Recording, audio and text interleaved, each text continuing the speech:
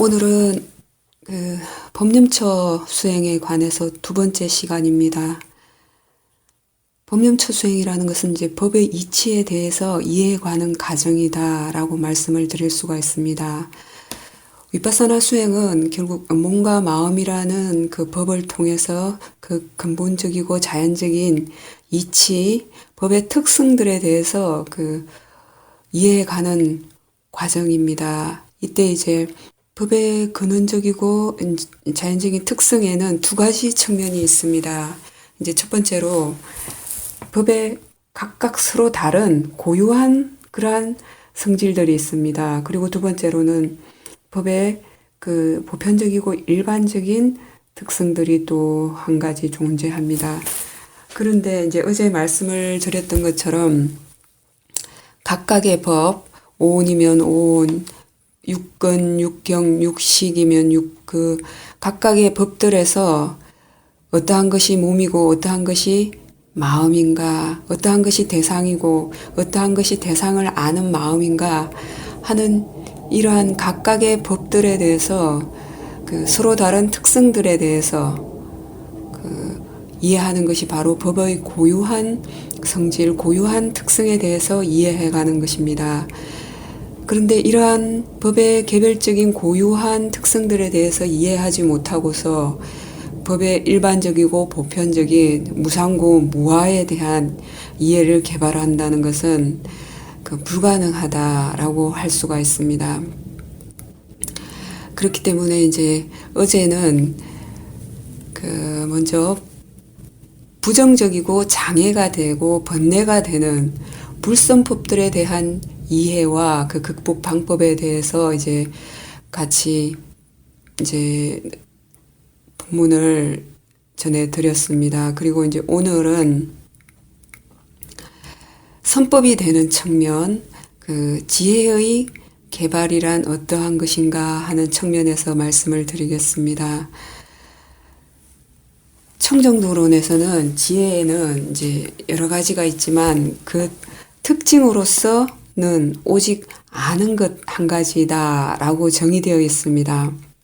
지혜로서 아는 것은 이제 우리가 몸과 마음의 특성을 이렇게 분명하게 알기 때문에 이 몸과 마음이 나라고 착각하는 그 잘못된 사견이나 어리석음의 모하를 지혜가 있는 만큼 사라지게 하는 것이라고 이제 정의할 수가 있습니다.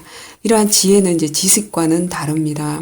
보편적으로 어떠한 사람들은 이제 많은 정보를 기억하는 것, 지식을 이제 지혜가 많다라고 생각하는 사람들도 있는데 그 지식이 많은 것은 오온에서 산냐, 즉 상의 작용에 의한 기억력이 좋아서 많은 정보를 기억할 수 있는 것이고 지혜로서 아는 것은 오직 수행을 통해서만이 이해되고 개발이 되어지는 것이다 라고 말씀을 드릴 수가 있습니다.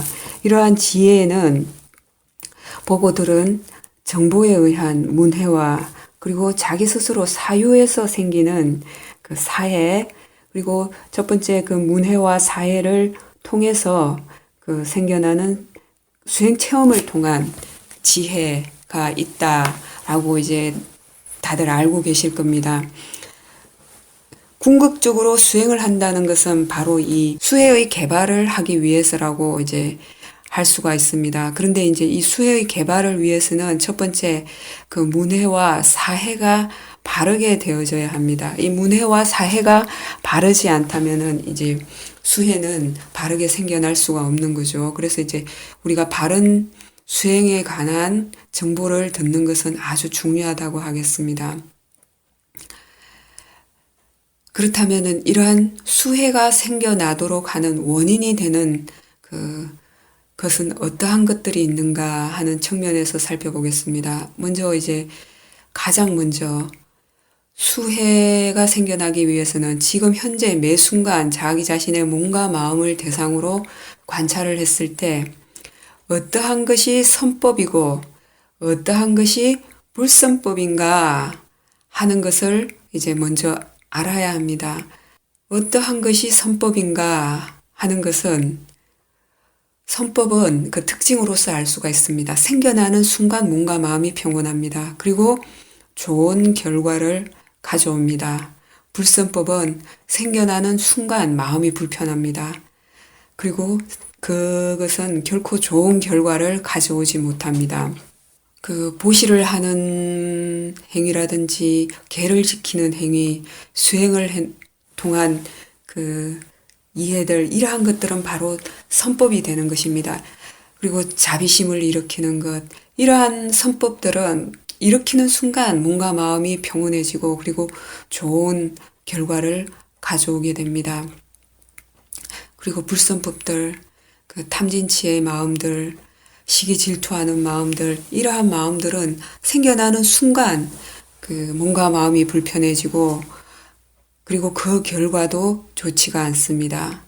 그래서 가장 먼저 첫 번째로 이 자기 자신에게서 선법이 생겨나는지 불선법이 생겨나는지 알기 위해서 우리가 자기 자신을 대상으로 관찰하는 것입니다.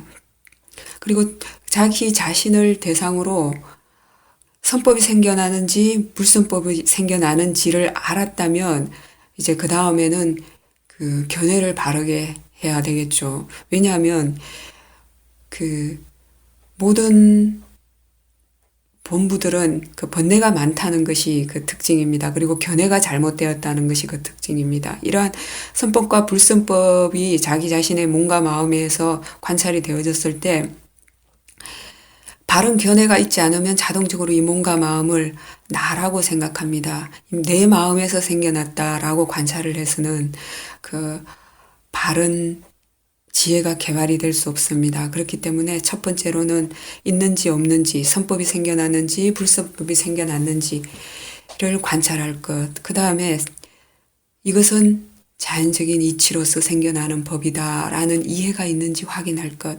그 다음에 선법이든 불선법이든 알아차려지는 대상의 법으로서 이해할 것. 이러한 대상에 대한 바른 견해와 그리고 대상에 대한 알아차림이 바로 그 수혜가 생겨나는 원인이 되는 법이다 라고 말씀을 드릴 수가 있습니다. 그리고 두 번째, 수행상에서 또 중요하게 이해해야 할 개념이 있습니다. 바로 그 빠냐띠의 개념과 아라마타의 궁극적으로 실제하는 개념이 차이에 대해 있습니다. 빠냐띠라는 것은 관습적으로 실제하는 개념을 의미합니다. 그와 반대로 빠라마타는 궁극적으로 실제하는 개념을 의미하는데 이 빠라마타의 궁극적 실제는 오직 그 빠라마타를 대상으로 알 수 있는 그 지혜가 생겼을 때만이 가능합니다. 그렇다면 첫 번째로 그 빠냐띠의 관습적 실제라는 것은 무엇이냐 하면 그 모양이라든지 이름, 방위, 시간, 공간, 색깔 이러한 것들이 바로 그 관습적으로 존재하는 개념입니다. 이러한 개념은 그 우리가 이제 일상의 그 사람들과의 인간관계 속에서 관습적으로 그 사용하는 그 통용되는 언어라고 할 수 있겠습니다. 이러한 것들은 사실은 실제로 존재하는 것은 아닙니다. 그렇기 때문에 실제로 존재하는 것이 아닌 이러한 개념인 빠냐띠를 대상으로 관찰을 했을 때는 아무리 오랫동안 수행을 해도 바른 지혜가 개발이 될 수가 없습니다. 그렇지만 이제 수행을 오랫동안 해서 몸과 마음을 보는 것에 능숙해지고 마음에 대한 이해가 깊어졌을 때 오온 중에 산냐, 즉 상의 작용에 의해서 이러한 개념이 만들어진다라는 것을 알게 되면은 그것은 그때는 빠냐띠의 개념을 대상으로 하고 있다 하더라도 바른 대상이 아니라고 말할 수가 없습니다. 그것은 마음이 상의 작용에 의해서 거리를 생각하고 모양을 그 형상화하고 그 어떤 공간을 이미지하고 방위를 생각하고 하는 것이기 때문에 이것은 지혜로서 그 아는 것이 됩니다. 예를 들면 어딘가에서 이제 소리가 들렸을 때 이 소리가 어디 점에서 들려온다 라고 알 때 마음이 그러한 거리를 생각하는 줄 알게 될 수 있습니다. 그 수행을 오랫동안 해서 그 마음을 보는데 능숙해지면 되면 마음이 이러한 거리, 이미지, 이러한 것들을 방향 등을 형상화한다는 것을 알 수가 있습니다. 이러한 것은 오온 중의 상해 작용을 그 지혜로서 그 알 수가 있는 것입니다. 이럴 때는 빠냐띠의 개념을 대상으로 하더라도 지혜가 없다라고 말할 수가 없는 것입니다. 빠냐띠를 빠냐띠로 또 아는 것이 바로 지혜의 작용이기 때문입니다. 그리고 두 번째로 파라마타의 궁극적으로 실제하는 법은 무엇인가 하는 것입니다. 수행의 대상은 바로 이 파라마타의 궁극적으로 실제하는 법입니다. 이러한 실제하는 법을 대상으로 했을 때 바른 지혜가 생겨나게 됩니다. 그럼 이러한 파라마타의 실제하는 법은 어떠한 종류가 있는가 하면은 부처님께서는 이 파라마타 법을 네 가지로서 구분해서 설명하셨습니다. 바로 물질, 마음부수, 그리고 열반이라는 그 대상입니다. 그런데 여기서 열반이라는 개념은 이 세간적인 법이 아닙니다. 출세간에 지혜가 생겨났을 때 대상으로 하는 것이기 때문에 우리가 일반 수행자들이 수행하는 측면에서 굳이 개념화할 필요도 없고 언급을 할 부분은 아닙니다. 지금 이제 수행을 시작하는 측면에서 이제 관심을 가져야 할 부분은 이 세간의 파라마타 법, 세간에서 궁극적으로 실제하는 법인 물질이라는 법, 마음이라는 법, 그리고 마음부수라는 법입니다. 가장 먼저 이제 첫 번째로 물질이라는 그 파라마타의 실제하는 법은 무엇인가? 이제 그동안 본문에서 여러 번 이제 언급이 된 적이 있습니다. 인터뷰할 때도 자주 말씀을 드렸지만 이제 중요하기 때문에 다시 한 번 더 말씀을 드리겠습니다. 물질의 특성은 이러한 변화하는 특성이 있습니다. 어떠한 법에 실제하는 파라마타 법을 안다는 것은 가장 먼저 그 특성으로서 알 수가 있습니다. 그 파라마타의 고유한 특성으로서 알 수가 있고, 그리고 그 결과로서 나타나는 법으로서 알 수가 있고, 또 그 가까운 원인으로서 알 수도 있습니다. 이러할 때 물질의 이제 특성이 서로 반대되는 성질이 끊임없이 변화하는 것이다 라고 말씀을 드렸는데, 구체적으로 이제 어떠한 것이 있는가 하면은 이제 가장 쉽게 수행자들이 관찰할 수 있는 것이 몸에서 생겨나고 사라지는 사대의 특성입니다. 사대에는 지대라는 그 성질과 수대, 화대, 풍대라는 성질이 있습니다. 이때 이제 지대라는 특성은 바로 이제 딱딱하고 부드러운 성질이 바로 이 사대의 성질 중에 지대의 특성이 됩니다. 그리고 차고 더운 성질, 이 차고 더운 성질 두 가지가 다 바로 반대되는 성질이 화대의 성질입니다. 그리고 수축하고 팽창하는 이러한 성질이 바로 또 풍대의 성질입니다.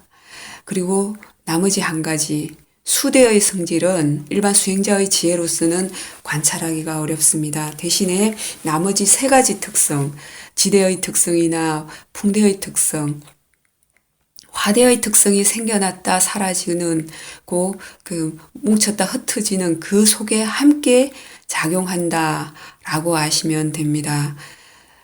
그러면 지대의 딱딱하고 부드러운 성질은 자기 몸 안에서 누구나 다 관찰을 할 수가 있습니다.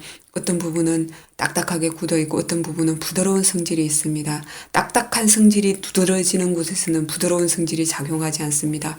부드러운 성질이 두드러지는 곳에는 딱딱한 성질이 작용하지 않습니다. 이와 마찬가지로 화대의 그 따뜻한 성질이 두드러질 때는 그 차고 서늘한 성질이 작용하지 않습니다. 서늘한 성질이 두드러질 때는 따뜻한 성질이 작용하지 않습니다. 이렇게 반대되는 그 법들이 서로 끊임없이 변화하면서 그 생겨나고 사라지는 것이 바로 그 물질의 파라마타의 그 특성이다라고 알 수가 있습니다.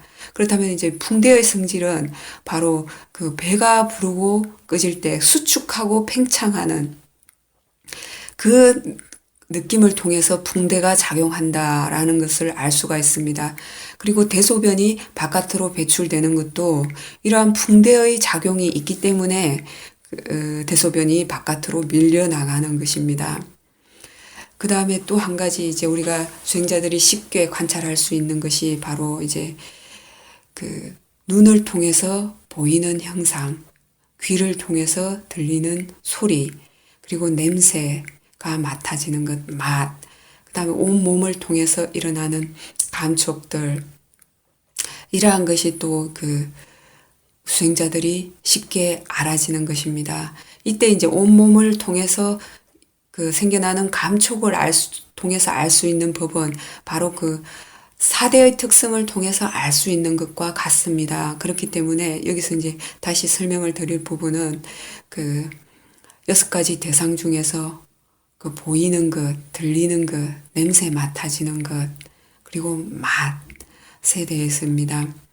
이때 이제 감각 기능이 되는 시각 물질, 그리고 이제 청각 물질, 귀에 있는 청각 물질, 코에 있는 후각 물질, 이 혀에 있는 미각 물질, 온몸에 있는 감촉 물질이 있는데, 그 감각 물질이 있는데, 이러한 물질은 사실 그 지혜의 힘이 약할 때는 관찰하기가 힘듭니다.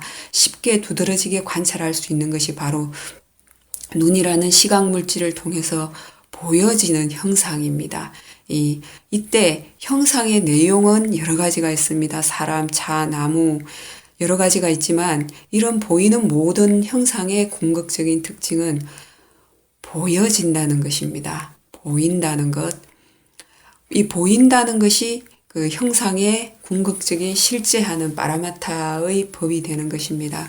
모든 소리의 궁극적인 그 특징은 들리는 것입니다. 이 들린다는 것이 물질의 파라마타를 직접적으로 수행자가 알 수 있는 것입니다. 마찬가지로 냄새가 맡아지는 것, 맛이 생겨나는 순간 알아지는 것이 바로 그 수행자들이 물질의 파라마타를 아는 것이다 라고 이해하시면 됩니다. 그 다음에 그 궁극적으로 실제하는 두 번째의 법은 바로 마음이라는 법입니다. 통상적으로 이제 사람들이 마음이라고 말을 할 때는 사실은 마음과 마음부수의 작용이 함께 결합된 상태를 언급하는 경우가 많습니다. 그렇지만 그 궁극적으로 파라마타의 법에서 구분되어지는 마음에서는 그 단지 대상하고 함께 생겨나서 아는 작용만 하는 것을 의미합니다. 이것을 이제 비유를 통해서 다시 한번 그 마음과 마음부수가 어떻게 다른가 하는 것을 설명을 드리자면, 마음은 맑은 물에 비유를 할 수가 있습니다.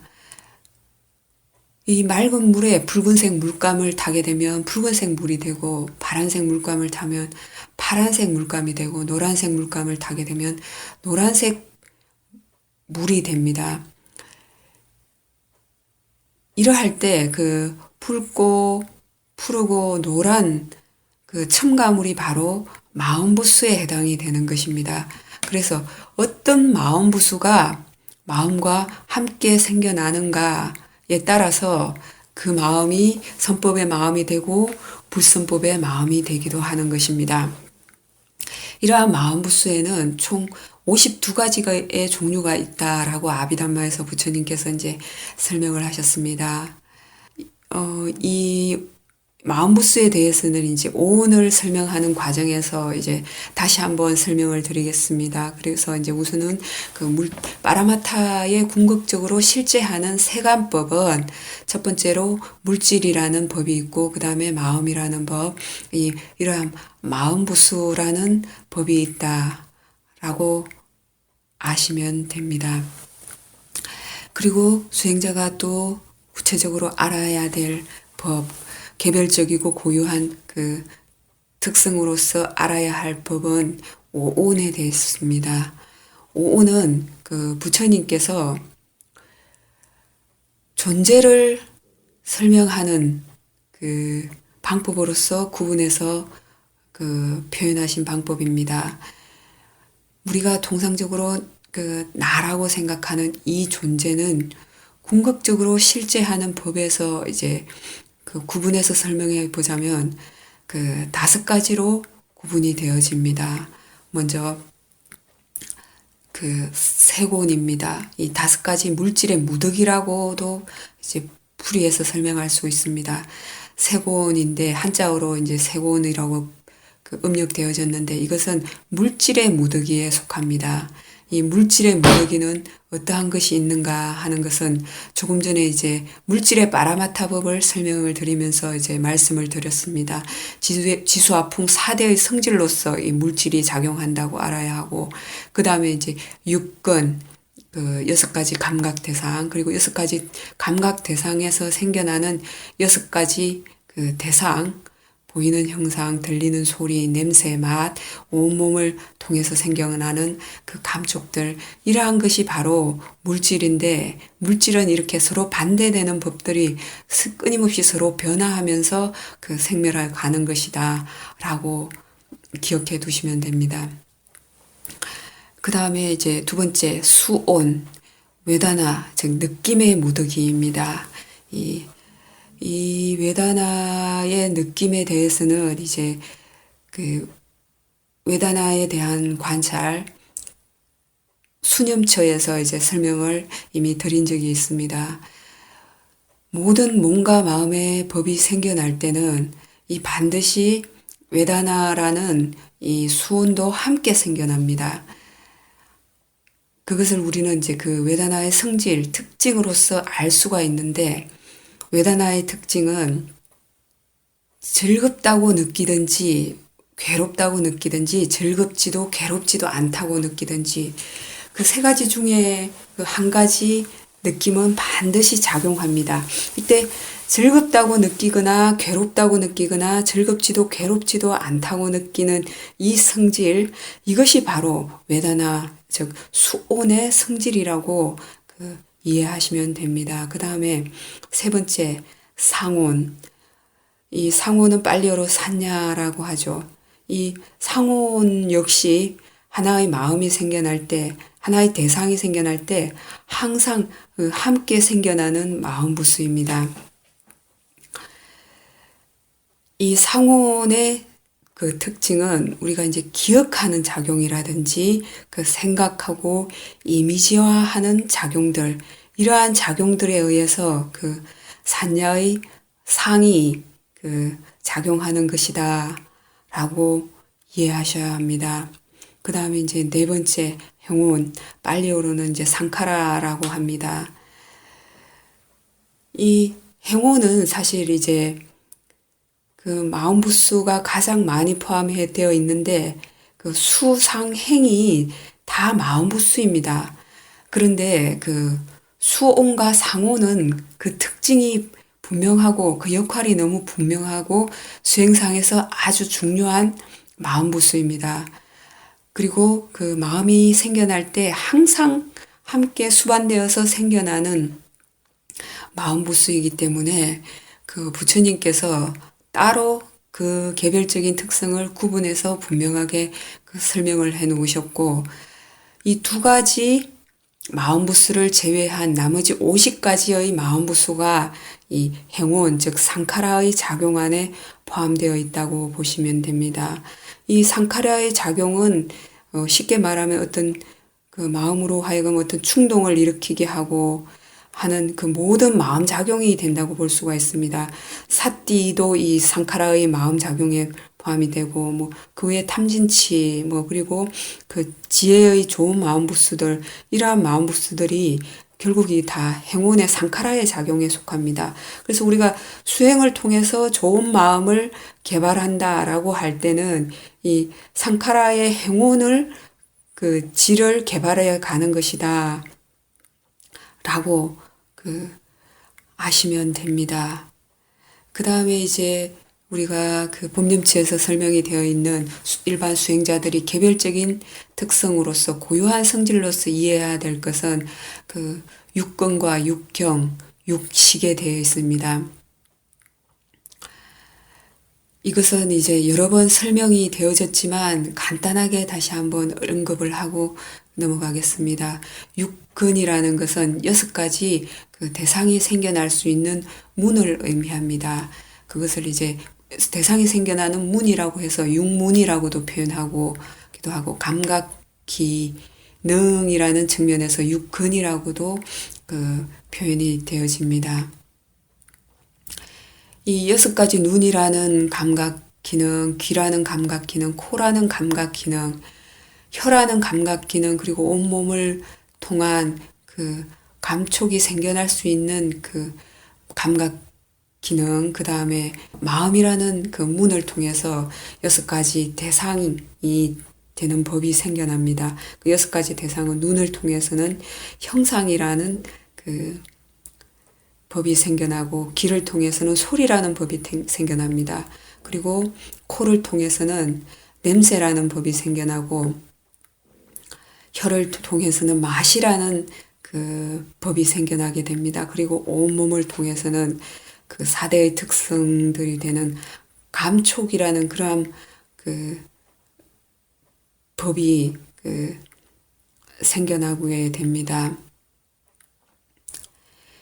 이러할 때 그 육근을 통해서 각각의 그 대상들이 서로 만났을 때는 반드시 그 대상을 아는 마음이 그 생겨나게 됩니다.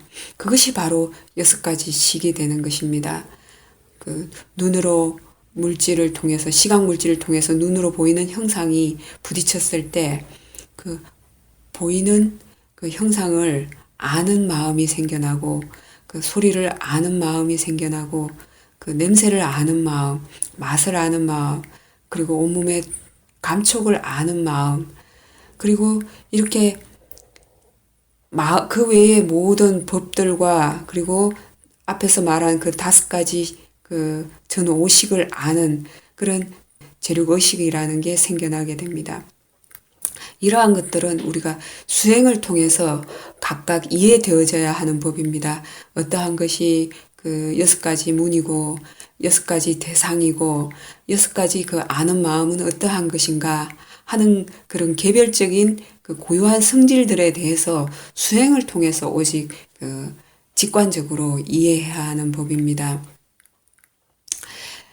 이러한 그 각각의 법의 고유한 그 개별적인 특성들에 대해서 그 먼저 이해가 되어졌을 때 그 지혜가 조금씩 개발이 되면서 그 보편적이고 일반적인 무상고 무아에 대한 지혜가 개발이 된다라고 알 수가 있습니다.